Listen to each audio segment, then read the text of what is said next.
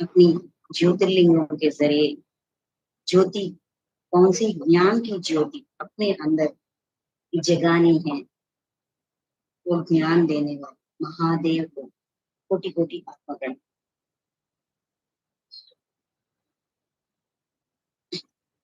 तो मास्टर्स, आज हम ज्योतिर्लिंगों में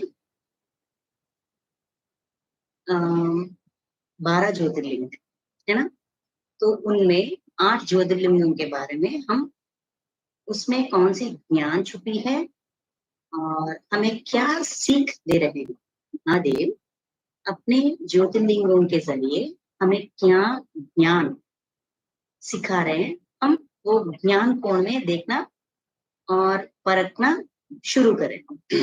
तो आज की ज्योतिर्लिंग के नाम है वैद्यनाथ। कुछ लोग कहते हैं कि वैद्यनाथ ज्योतिर्लिंग 2 है, कहीं कहीं इंडिया में, मुझे शहर ठीक से पता नहीं, लेकिन ये असली है, ये असली है, ऐसा कुछ असमंजस है वैद्यनाथ ज्योतिर्लिंग के बारे में, उस स्थल के बारे में।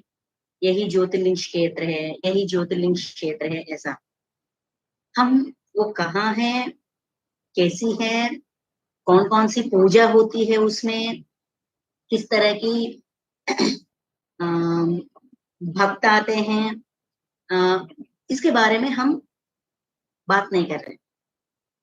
हम सिर्फ अपने अंदर कौन सी ज्ञान समाना चाहते हैं, हम क्या बनने के लिए आए हैं, वो कैसे आसानी से बन सकते हैं, वो ज्ञान के बारे में महादेव अपने ज्योतिर्लिंगों के जरिए, ये 12 ज्योतिर्लिंगों के जरिए मानव कोटि, मतलब मनुष्य कैसे खुद का उद्धार कर सकते हैं आसानी से, अपनी निजी जिंदगी जीते हुए, अपनी फैमिली लाइफ, अपनी भौतिक जिंदगी जीते जी, वो आ, कुछ ना छोड़ते हुए, सब में रहते हुए भी खुद का उद्धार कर सकते हैं आसानी से। ये हमें दिखाते हैं, समझाते हैं, सिखाते हैं। तो वैद्यनाथ ज्योतिर्लिंग, हर ज्योतिर्लिंग क्षेत्र के पीछे पुराण कथा होती है। उन पुराण कथा के जरिए हमें ये पता चलता है कौन सी ज्ञान हम सीख सकते हैं। श्लोकों में, शास्त्रों में जो ज्ञान, जो संस्कृत लैंग्वेज मतलब ब्रिज लैंग्वेज में होती है, वो सबको पता नहीं, समझ में नहीं आती है ना। तो इसीलिए हमें कथा के रूप में कैरेक्टर्स, हीरो हीरोइन, ऐसा मूवी, जितनी अच्छी तरह हमें मूवी समझ में आती है, उतनी अच्छी तरह हमें प्रवचन समझ में नहीं आता है कि नहीं। मतलब हमें हमारे दिमाग में एक छवि छोड़ देती है, अच्छा ये ऐसा है, अच्छा ये ऐसा है, तो इससे हम सीख सकते, ये बताने चाहते हैं, वो डायरेक्टर ये बताना चाहता है, ये हमें पता चल जाता है। इसीलिए पुराणों के जरिए ऋषि मुनि हमें, मानव, मनुष्य अपनी जिंदगी आसानी से कैसे जी सकता है, कैसा मुमकिन है, ये सिखाते हैं। तो वैद्यनाथ ज्योतिर्लिंग के पीछे कौन सी ज्ञान की कथा है, ये हम देखते हैं। ठीक है, पुराण कथा से हमें क्या सीख मिल रही है, हम परख सकते हैं, चुन सकते हैं। तो ये कथा यहाँ शुरू होती थी, रावणासुर, रावण ब्रह्मा, लंका का अधिपति रावण, उन उन आ, उनके वजह से ये ज्योतिर्लिंग स्थापन का स्थापन होती है। तो रावणासुर वो महादेव के परम भक्त है, बहुत मानते हैं महादेव, बहुत चाहते हैं, बहुत मानते हैं, है ना। तो वो महादेव को बहुत पूजन करते हैं, अपने पूजन से महादेव को महादेव का प्रेम पाते हैं, उनसे बहुत वर प्राप्त करते हैं, और महादेव की बहुत लगाव होती है। रावणासुर को महादेव से बहुत लगाव होती है। तो वो ना ऐसा साधना करते करते करते महादेव को भाते हैं। तो महादेव उनको क्या वर चाहिए पूछो, ऐसा पूछते हैं। तो उस क्षण रावणासुर क्या करते हैं, मुझे पार्वती मैया चाहिए, पार्वती मैया चाहिए, वो भी पत्नी के रूप में चाहिए, ऐसा वर मांगते हैं। तो महादेव चौंक जाते हैं, ये मुझे इतना मानते हैं और पार्वती को अपनी माँ जैसा मानते हैं, स्वामी महादेव को स्वामी मानते हैं और पार्वती मैया को मैया मानते हैं, इसको क्या हो गया ऐसा पूछ रहा है। तो महादेव को कुछ समझ में नहीं आता, क्या करे क्या ना करे। तो वहां रावणासुर, रावण ब्रह्मा, रावण को अपनी अंदर की मोह, हमारे अंदर तरह तरह के गुण होते हैं, उस गुणों को, उन गुणों को हम किसी को जोर जबरदस्ती करने के लिए, दर्द देने के लिए इस्तेमाल करते हैं तो वो दुर्गुण बन जाते हैं। अगर किसी को सुख देने के लिए, आनंद देने के लिए इस्तेमाल करते हैं या खुद की आनंद के लिए इस्तेमाल करते हैं अहिंसा पूर्वक, तो वो सद्गुण बन जाते। तो उनकी अंदर की मोह, मोह दुर्गुण का रूप लेती है। मुझे पार्वती जी चाहिए ऐसा मानते हैं। तो वो चौंक जाते हैं। अभी नारद महर्षि आते हैं, वो क्या करते हैं, रावण को बस पत्नी के रूप में पार्वती मैया चाहिए, है ना। तो वो क्या करते हैं, तब तक एक स्त्री होती है, वो रावण को बहुत चाहती है। जो रावण को चाहते हैं उस स्त्री को ये सारे सच्चाई बताकर, मैं जैसा कहता हूं तो वैसा ही करो, कुछ बात मत करो, बस अपनी ऐसा सर हिलाना, ऐसा कहकर अगर ऐसा करेगी तो तू किसको चाहती है वो तुम्हारा पति बन जाएगा, ये मैं करूंगा। ऐसा कहकर नारद महर्षि मंडोदरी को लेकर आते हैं और कहते हैं यही पार्वती मैया है। देखो पार्वती मैया कैलाश से आ गई ना, तो थोड़ा रंग वगैरह छवि थोड़ा बदल जाती है।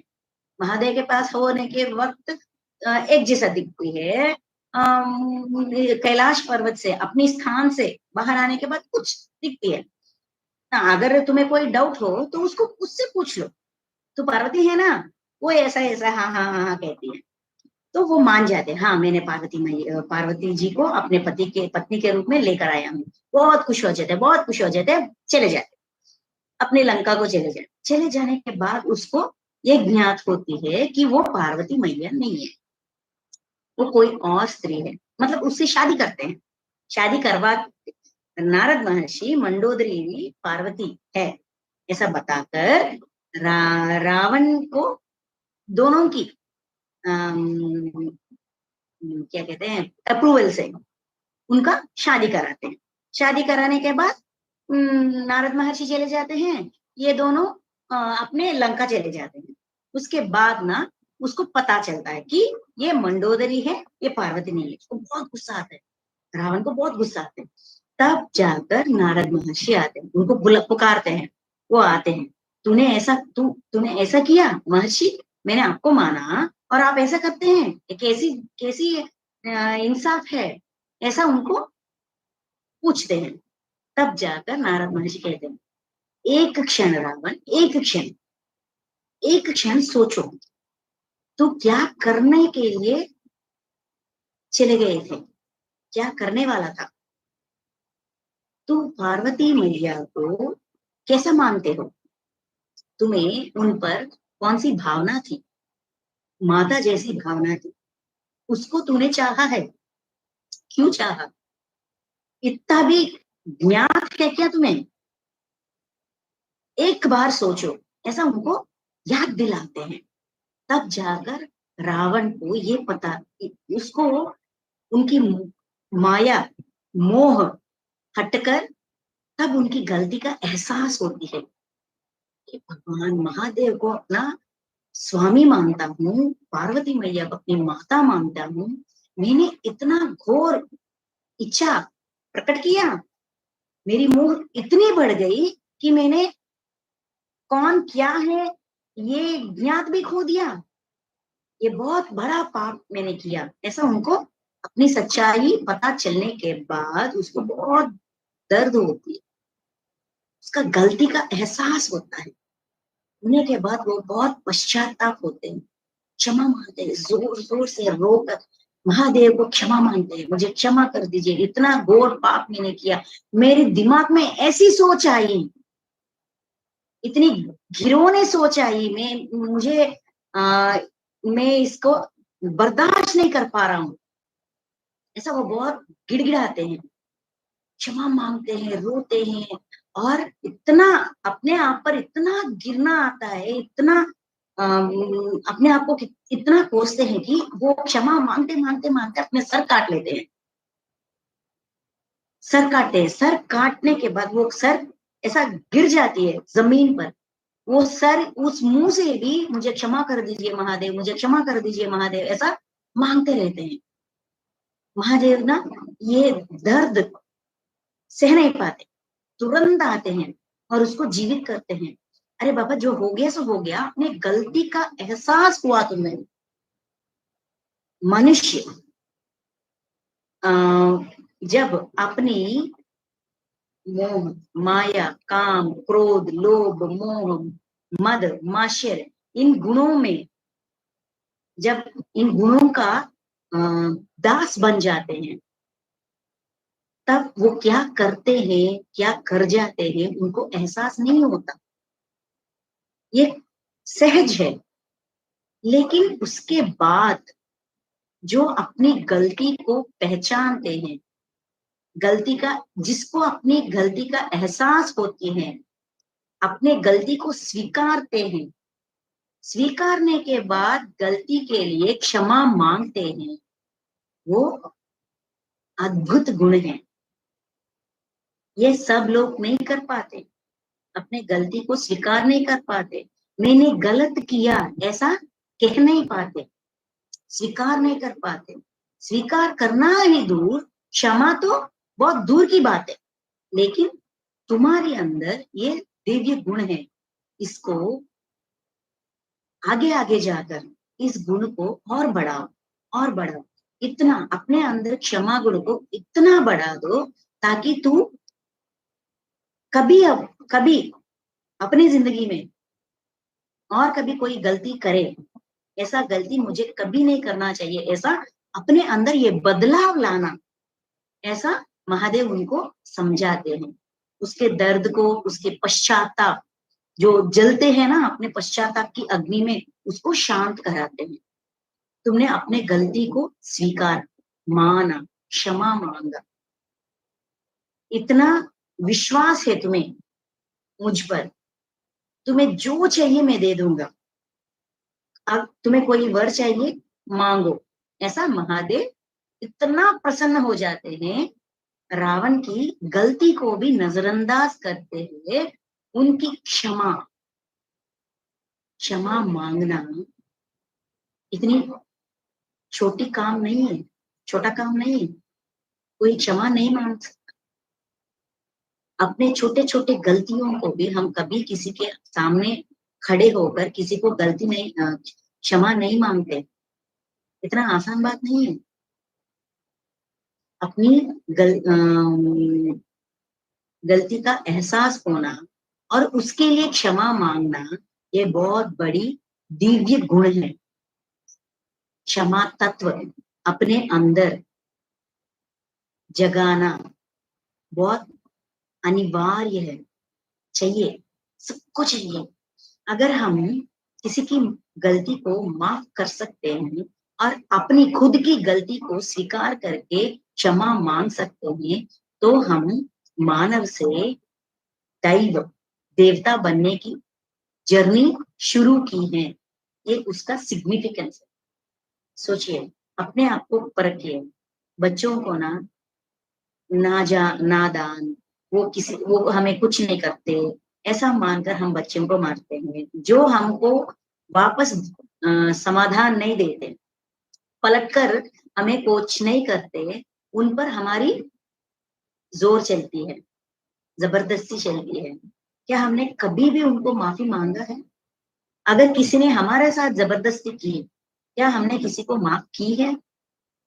माफी मांगना, माफ करना, ये दोनों मनुष्य को करनी चाहिए। हमने मानव जन्म इसीलिए लिया है, क्षमा देना, क्षमा मांगना सीखने के लिए। ये कथा, ये वैद्यनाथ ज्योतिर्लिंग के पीछे इस पुराण कथा का फर्स्ट लेसन, पहली ज्योति ये है कि क्षमा मांगनी चाहिए, क्षमा देनी चाहिए, गलती को स्वीकारनी चाहिए जब एहसास हो तब। लेकिन एहसास होने के बाद भी हम क्षमा नहीं मांगे, इसको क्या क्षमा मांगना? अच्छा ठीक है बाबा, जो हो गया सो हो गया, वो क्षण ऐसा लगा कर दिया, इट्स ओके। हम अपने आप को खुद की तरफदारी करते हैं, है ना? तो ये फर्स्ट लेसन है। तो इसके बाद यहाँ खत्म नहीं हुई रावण की कथा, यहाँ खत्म नहीं हुई। उसके बाद जब महादेव पूछते हैं ना कि तुम्हें जो चाहिए मांगो, तो रावण जी ये मानते हैं कि मैं आपका भक्त हूं, लेकिन मैं हमेशा आप जैसा नहीं, आपका गाइडेंस या आपका साथ ना होने के वजह से मैंने ऐसी गलती कर दी, तो इसीलिए आप मेरे साथ आ जाओ, यही वर मांगते, हमेशा आप मेरे साथ रहना, ताकि अगर मैं कुछ गलती करूं तो आप सुधारोगे, तुरंत सुधारोगे, और मैं नहीं करूंगा। इसीलिए मुझे आपका आत्मलिंग चाहिए, ये मांगते। या तो पार्वती मैया को मांगते हैं, या तो महादेव की आत्मलिंग, मतलब खुद महादेव को मांगते हैं। अपनी आत्मा कहीं और मेरे शरीर कहीं और, ये को हो सकता है क्या? नहीं ना। तो आत्मलिंग को पूछा है, मांगा है, इसका मतलब महादेव, पूरे महादेव को अपने साथ रखना चाहते हैं, अपने पास रखना चाहते हैं। तो महादेव, अरे बाबा, फिर शुरू हो गए। महादेव ने वादा कर दिया, जो चाहिए मैं दे दूंगा, तो अभी देना पड़ेगा। तो उन्होंने ठीक है तो चलो दे देता हूं, लेकिन एक कंडीशन है, मेरे आत्मलिंग तुम लेकर जाते हो ना, उसे कहाँ स्थापन करना चाहते हो पहले सोच लो। कहाँ तू स्थापन करना चाहता है, रखना चाहता है, वही रख लो। नीचे जमीन पर रखना चाहिए, बीच नहीं रखना चाहिए, बीच रास्ते में, मतलब यहां से लेकर यहां, मतलब कैलाश पर्वत है ना, महादेव का निवास स्थान कैलाश पर्वत, और रावण का निवास स्थान लंका। ये इंडिया का ऊपर है, ये इंडिया का नीचे है, ठीक है। वहां से जर्नी शुरू करके फिर लंका में जाने तक, तो रावण जी कहते हैं मैं अपनी लंका में अच्छी तरह से स्थापन करूंगा, ठीक है। तो वहां तक नीचे नहीं रखना चाहिए, एक ही कंडीशन है, जहां ये आत्मलिंग धरती मतलब नीचे रखोगे अपनी हाथों से, कहाँ तो रखेगा, वो कब जमीन को छुएगा वही स्थापन हो जाएगा। ये इसका महत्व है, मैं कुछ नहीं कर सकता। तो तू इस बात को याद रख कि जहां तू रखना चाहता है वही नीचे रखना चाहिए। तो ये कहते हैं सिर्फ एक ही कंडीशन, और अपने आत्मलिंग दे देते हैं। मतलब महादेव खुद रावण के साथ हो जाते हैं। तो रावण जी अपना जर्नी शुरू करते हैं, कैलाश पर्वत से शुरू करके लंका जाने के लिए। तो जाते हैं, बीच में ना उनको एक पुकार सुनाई देती है, हे रावण ब्रह्मा, हे रावण ब्रह्मा, ऐसा पुकार सुनाई पड़ती है। कौन मुझे बुला रहे है, इतनी सुंदर सी आवाज से कौन मुझे बुला रहे है, ऐसा मुड़कर देखते हैं, अपने हाथ में महादेव के आत्मलिंग को पकड़ रखते हुए वो जाते रहते हैं ना।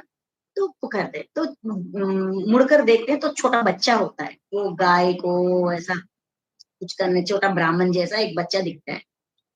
आ, आपको देखते मुझे आपके प्रकाश, आपको देखते हुए आप एक ब्राह्मण हो ऐसा मुझे प्रतीत हो रहा है। संध्या हो रही है, तो संध्या वंदन करनी चाहिए ना, संध्या वंदन ना करते हुए यहाँ नदी भी है, तो वो आगे क्यों चल रहा है, संध्या वंदन करनी चाहिए ना, ऐसा याद दिलाता है वो छोटा बच्चा, ठीक है। तो संध्या वंदन तो करनी चाहिए, लेकिन मैं इसे कहाँ रखूं? इसे नीचे नहीं रखना चाहिए। अच्छा बाबा, तूने याद दिलाया ना, एक और सहायता करो मेरा, ये ना आप पकड़ो, मैं बस ऐसा यू गया और यू आया, नहा के संध्या वंदन करके आ जाऊंगा, फिर वापस मेरे हाथों में रखना, कहीं नीचे नहीं मत रखना। ऐसा उस बालक को हेल्प मांगते हैं, मदद मांगते हैं। वो बालक कहते हैं, अरे अरे नहीं नहीं, मुझे घर जाना है, मुझे बहुत काम है, मैं ऐसा नहीं रुक सकता, वो कब नहा लेगा, कब आएगा, ऐसा कहता है। नहीं नहीं नहीं, मैं आ जाऊंगा, मैं आ जाऊंगा, अब बस ऐसा पकड़ो, यूं गया यूं आया। तो देकर ना वो चले जाते हैं, रावण नहाने के लिए चले जाते, ठीक है, संध्या वंदन करने के लिए। तब ना ये बालक, ये छोटा बच्चा, गाय को ये करने वाला, वो पालने वाला वो बच्चा क्या करता है, वही रख लेते हैं, वही जमीन पर रखकर वो चले जाते हैं। ये रावण जी उधर गया तो ये बच्चा वहां रख चले जाते, वहां स्थापन हो जाती है महादेव के ये आत्मलिंग। यही है वैद्यनाथ ज्योतिर्लिंग। अपनी अंदर की गुण दोषों का वैद्य करने वाला, उनका पोषण करने वाला, उनका क्या कहते हैं, एलिमेंट्स, वैद्य मतलब मेडिकेशन देने वाला महादेव वैद्यनाथ ज्योतिर्लिंग वहां स्थापन हो जाती है नदी किनारे। वापस जब रावण आते हैं तो वहां स्थापन हो जाते हैं, अपने पूरे शक्ति सामर्थ्य सब उसको निकालने के लिए बहुत प्रयास करते हैं, बहुत ट्राई करते हैं, लेकिन वो ऐसा जैसे कि जमीन ने उसको, जैसे धरती माँ ने उनको पकड़ लिया, जकड़ लिया, कुछ दिखती नहीं है लेकिन ऊपर नहीं आती। तब जाकर उनको पता चलता है, अगर मुझे जीना है तो सबको जीने देना है, किसी को हड़प के अपने पास रखना ठीक बात नहीं है। उनका खुद का कुछ इच्छा होते हैं, कैसे जीना, कैसे रहना, क्यों जीना, क्यों नहीं, किस अपने खुद की तौर तौर तरीकों पर जीना, अपनी खुद की नियम निबंधनों पर जीना, सबकी इच्छा होती है। किसी की इच्छा को अगर मैंने नाश कर दिया, इसकी स्वेच्छा को मैंने हड़प लिया, तो मेरी स्वेच्छा जो मैंने अपने लिए मांगा है या अपने लिए प्लान किया है, वो मुझे प्राप्त नहीं होता। ये तब जाकर उनको पता चलता, तब जाकर उनको ये सच्चाई, ये एहसास होती है, महादेव का स्थान कैलाश है, मैंने उनके स्थान से उनको निकालने के लिए सोचा, मेरे साथ ले जाने के लिए सोचा, और मेरे लंका में वास करने के लिए सोचा, लेकिन वो हमेशा उनकी प्यार से, उन पर अगर मुझे विश्वास है, इसका मतलब वो हमेशा मेरे ही साथ है, इसके लिए उनको लाना कहाँ तक सही है, उसको ये ज्ञात हो। तो वैद्यनाथ ज्योतिर्लिंग हमें ये ज्ञान देती है, ये ज्ञान की ज्योति अपने अंदर जलाती है, स्थापन करने के लिए कहती है कि जियो, जीने दो, अपनी इच्छा से जीने का पूरा हक हमें है। वैसे ही सारी प्राणी कोटि को खुद की इच्छा पर जीने की स्वेच्छा परमात्मा ने दिया है। अपने दायरों पर, अपने दायरों के अंदर पूरी स्वेच्छा से, पूरी स्वतंत्रता से हम जी सकते हैं, लेकिन किसी और की स्वतंत्रता को नाश करने की अधिकार हमें नहीं है। ये ज्ञान प्राप्त करते हैं और महादेव को क्षमा मांगते हैं, मुझे क्षमा कर दीजिए, एक और गलती मैंने कर दिया, ऐसा क्षमा मांगते हुए वहां उस आत्मलिंग को छोड़कर वो वापस लंका में चले जाते हैं। रावण की आयु बहुत लंबी है, तरह तरह की लेसन हम सबकी जिंदगी से सीख सकते हैं। महादेव हमें यही सिखाते हैं, ज्योतिर्लिंगों के रूप में एक राक्षस से भी हमें ज्ञान प्राप्त करने की वो क्या कहते हैं नजरिया। हम हमें हीरो से ही सब कुछ सीखना है, हीरो से ही सीख मिलती है, विलन से कुछ सीख नहीं मिलती। ये हमारी सोच है कि नहीं? लेकिन सारे प्राणी कोटि से, सारे मनुष्य से हमारी नजर में वो हीरो है या विलन है, लेकिन उनके नजर में वो हीरो ही है ना। ऐसा सबसे ज्ञान प्राप्त कर सकते हैं। एक एक ज्योतिर्लिंग को अगर हम परखते हैं, एक साधक के नजर से, एक राक्षस के नजर में, एक देवता के नजर में, एक राम जी के नजरिया में, सबके नजरिया से हमें ज्ञान प्राप्त, कैसी कौन सी ज्ञान हम सीख सकते हैं, हमें दिखाते हैं। सारे नॉर्मल लाइफ, नॉर्मल जिंदगी जीने वाले सब व्यक्तियों से भी हम ज्ञान प्राप्त कर सकते हैं।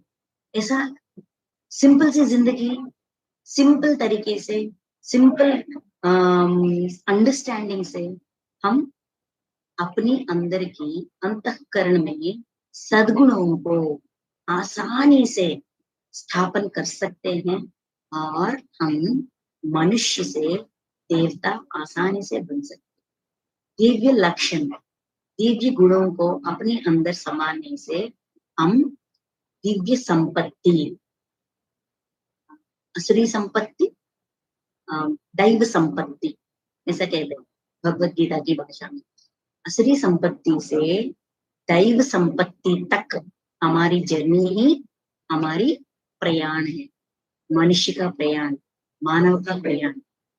तो ऐसा आसानी, छोटी छोटी छोटी छोटी लेसन से हम ये आसानी से बन सकते हैं, ये सिखाते हैं, ये ज्ञान देते हैं जो वैजनाथ ज्योतिर्लिंग महादेव।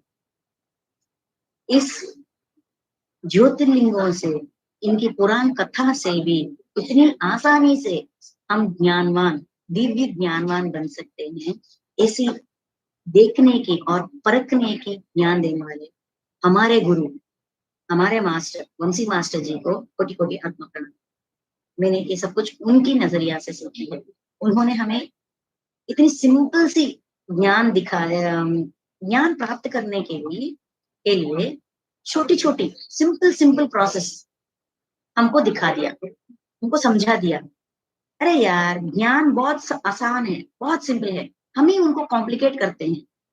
पत्रिजी भी ऐसे कहते हैं, spirituality is simple, knowledge is simple, सिर्फ हम ही उसको कॉम्प्लिकेट कर रहे हैं। ठीक है, तो आसानी से हम बन सकते हैं। और इतना ही नहीं, हम ध्यान भी कर रहे हैं, मतलब हम हमारी नजरिया को बदलना चाहते हैं तो यूं बदल सकते हैं, चुटकी से बदल सकते हैं अगर हमने ठान लिया तो। नजरिया बदल गई तो खुद को बदलना बहुत आसान हो जाती है और बहुत फास्ट भी हो जाती है, तेज बन जाती है। तो ऐसा धीरे धीरे धीरे धीरे हम महादेव कौन सी ज्योतिर्लिंग के जरिए, कौन सी ज्ञान की ज्योति अपने अंदर जलाना चाहते हैं, उसको समाना चाहते हैं, स्थापन करना चाहते हैं और अपने आंतर्य, अपने अंतरंग, अपनी आत्मा में, अपनी आत्मा की ज्योति को और प्रकाशवान और प्रकाशवान और प्रकाशवान करने के लिए इतनी सुंदर सी ज्ञान, इतनी सुंदर सी तरीके से हमको दिया। तो